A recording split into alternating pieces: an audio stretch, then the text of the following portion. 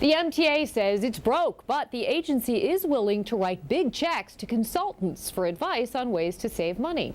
Greg Mocker went to today's Finance Committee hearing to try and make sense of it. I don't like to assume anything, but I think it's safe to say the big shots at the MTA don't like when I hold up these big checks. You know, I do it to remind us all of the money and the amount of money that they're spending, because you know what Jay says.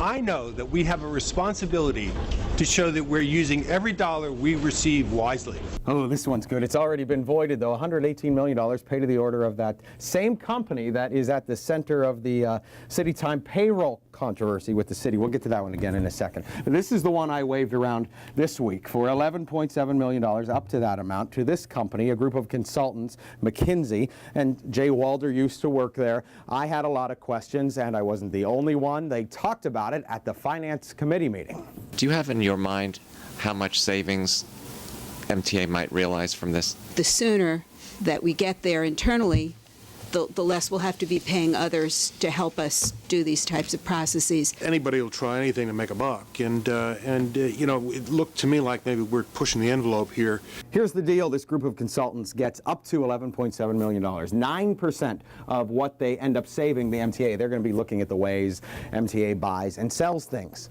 But here's the thing. The MTA just went through a round with a consultant. And who could forget the MTA's $250,000 a year efficiency expert? You know, the MTA, they had to have known that I was going to ask about this. Here's the official line to the board. It's a standard technique that organizations that are interested in improving profitability look at, because it is very common for procurement practices to become, I won't say inefficient, but to become to be improvable. Jay, I don't know if you see any of my reports, but I have pointed out that you have saved the MTA more than $500 million. How important were the role of the consultants in that? I've been down this road before.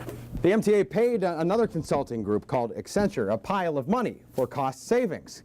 Jay Walder likes to brag about cost savings, so I asked about the job that Accenture did, and I got back what I thought was a pretty big letter. I had to send a Freedom of Information Law request. Of course, I turned the big letter into a big letter. Got this back. Records prepared by a consultant for an agency are treated as if they were prepared by agency staff and may be withheld and essentially request denied. There's smart people here who can do this. Very smart, capable people at this agency. But we still need the consultants. The consultants still play a role. Well, yes, I think they do, because when you're doing as much change as we're doing in this agency, some of it does not spring internally. Some of it has to be forced in on the outside with some help.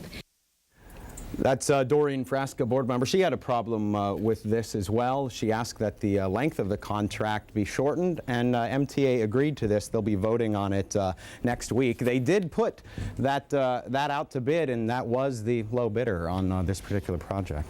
And got another big check here. Yeah. Remember this one? Oh, yeah. We were live when we voided this one. It's SAIC. It's that company that's involved in that city time payroll thing.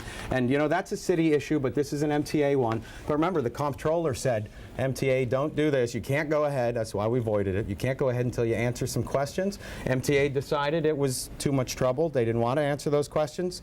So what do you do with a voided check? I think I know where this is going. Yes, yeah. So you do that with a voided check, just like at home. MTA is going to have to rebid this. You know, the thing is, this was the low bidder on this project, so it might end up costing more in the long run. We'll see. This is for radios and a radio system upgrade. Okay, we're going to recycle that too. Yes. And I know you went out to the Housing Authority. They were supposed to do something about a bathroom that had a huge hole in it, right? Yeah, we showed you that earlier in the week. Yesterday I said housing had come out, so I went out there again today. The crew was there, and they did make, they kind of made a repair. Take a listen. Did they do anything, or they? Oh, mother. They did not. Amen. Put another piece of baseboard in. They put another piece of cardboard? Yeah. In this era of wanting to save money and you know, spend more wisely, NYCHA has to get its own shop in order. That's council member Jimmy Van Bramer from the area. He'll be back out there tomorrow. The crew is supposed to be back out there. They may even been out there tonight. They had to work with the upstairs neighbor to take care of this. NYCHA said it wants to, and it's doing that review of the way they take care of projects. Well, they're making an effort. Sure.